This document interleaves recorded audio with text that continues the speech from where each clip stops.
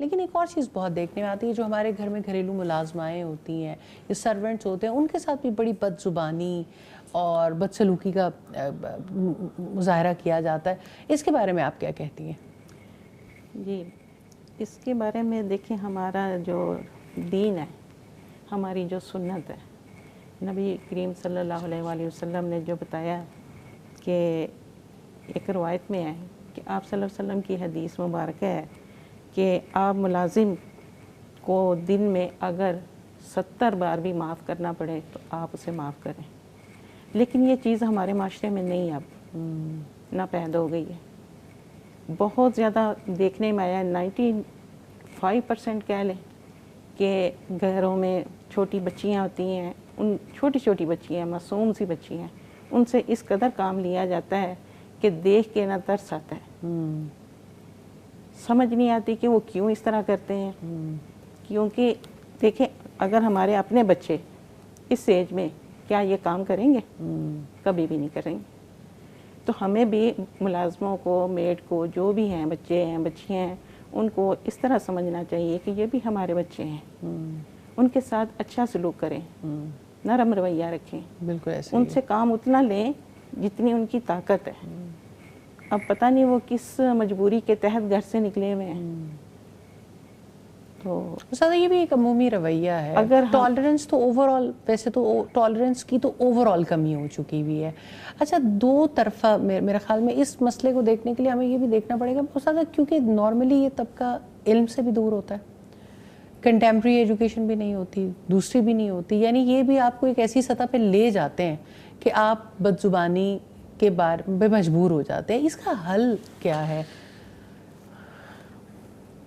دیکھیے، جہاں تک اس بات کا تعلق ہے کہ آپ بدسلوکی کر سکتے ہیں یا نہیں، تو بدسلوکی تو نہیں کر سکتے.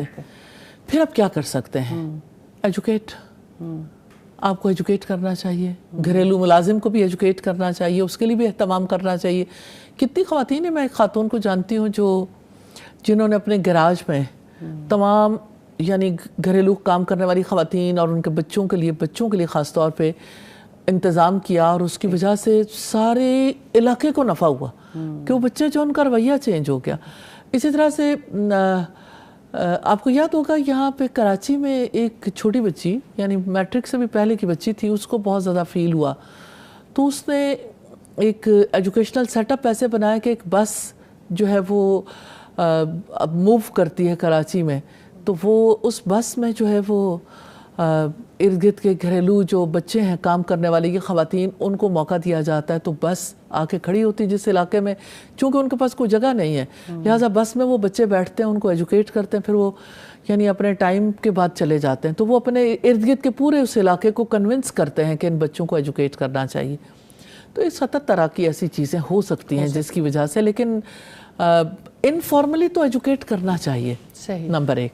نمبر 2 یہ کہ ملازم کا جو حق ہے وہ یہ کہ رسول اللہ صلی اللہ علیہ وسلم نے اپنے وصال کے وقت آخری بات چیت جو کی تھی، تمہاری عورتیں اور تمہارے غلام، ان کے بارے میں اللہ سے ڈریں. تو اس نے سلوک کا اصل سبب جو ہے نا تقویٰ ہے، گاڈ فیئرنگ ہونا، کہ آپ اللہ سے ڈرتے ہو تو آپ بدسلوکی نہیں کرو گے. اور اس کا پھر حل کیا ہے؟ ان کو فارغ کر دیں.